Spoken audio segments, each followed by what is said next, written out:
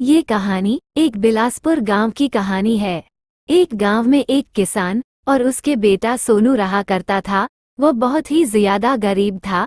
उसके पास खाने पीने के लिए कुछ भी नहीं था, लेकिन वह किसान अपने बेटे को पढ़ाने के लिए दिन भर मेहनत किया करता था। फिर वह किसान मेहनत करते करते वह बहुत कमजोर हो चुका था और उसकी तबीयत भी बहुत गड़बड़ सी लग रही थी। तो वह किसान अपने बेटा सोनू से कहने लगता है, बेटा, मैं काम करते करते बहुत कमजोर हो चुका हूँ। इसीलिए बेटा, तू जल्दी जल्दी पढ़ाई कर ले ताकि तुझे कोई अच्छी सी नौकरी मिल जाए। और दिन ब दिन मेरी तबीयत गड़बड़ सी हो जाती है।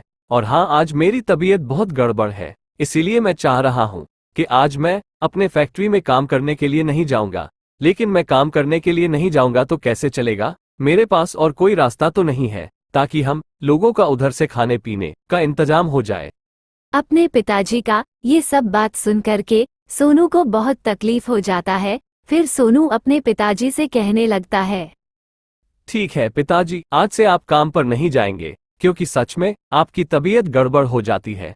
इसीलिए आप काम पर नहीं जाएंगे। और हाँ, मैं जा रहा हूँ कहीं काम ढूंढने के लिए, और मुझे नौकरी कहीं मिल जाए तो मैं नौकरी पर लग जाऊंगा क्योंकि घर के हालात बहुत खराब चल रही है और आपकी भी तबीयत सही नहीं रहती है। और सुना है गांव के पास वाले फैक्ट्री में बहुत अच्छे काम होते हैं। मैं वहीं जाकर के लग जाता हूँ ताकि कुछ पैसे आए और मेरा घर सही सही चले। नहीं बेटा, तुम गलत कह रहे हो। अभी तुम काम करने के लायक नहीं हुए हो। अभी तुम्हारी उम्र बहुत कम है, इसीलिए अभी तुम काम मत करो। अभी तुम कुछ दिनों तक और पढ़ाई कर लो और पढ़ लिख कर कुछ अच्छा करो, क्योंकि आज के जमाने में बिना पढ़े लिखे कोई नहीं चल पाता है इस दुनिया में। इसलिए बेटा, तू अपने पढ़ाई पर ध्यान दो। और हाँ, पास के गांव में नया शिक्षा की ऑफिस खुला है, मैं उसी में तुम्हारे लिए बात करके आया हूँ। और कुछ दिनों तक पढ़ाई कर लो, उसके बाद मैं तुमको वहीं लगा दूंगा।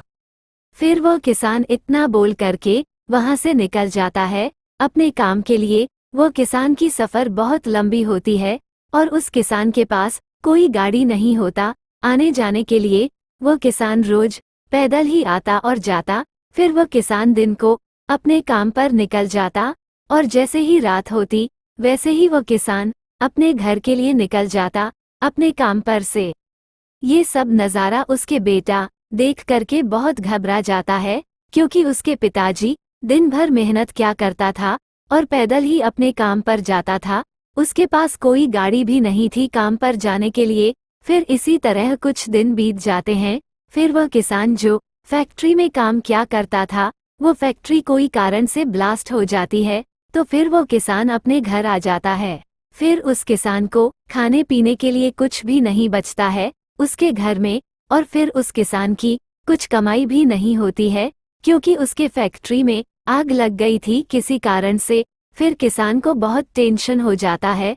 फिर किसान को बहुत टेंशन होने के कारण किसान की मौत हो जाती है। फिर ये सब नज़ारा देख करके उसके बेटे बहुत घबरा जाता है। फिर उसके बेटे को कोई काम करने वाला नहीं होता, क्योंकि वह कोई काम भी नहीं सीख रखा था। फिर उस किसान के बेटे को बहुत तकलीफ हो जाती है किसान को मरने से। फिर इसी तरह कुछ दिन बीत जाते हैं। फिर सोनू अपने लिए कोई काम ढूंढ लेता है। फिर वह सोनू दिन भर काम करता और रात होते ही वह अपने घर चला आता। फिर इसी तरह कुछ दिन गुजर जाते हैं और सोनू को काम करते करते सोनू की तबीयत बहुत खराब हो जाती है। फिर सोनू को एक तरफ अपने पिताजी की टेंशन रहता है और सोनू को दूसरी तरफ अपने खुद की टेंशन रहता, क्योंकि सोनू की तबीयत बहुत खराब हो चुकी थी। फिर सोनू को तबीयत खराब होने की वजह से फिर सोनू की भी मौत हो जाती है।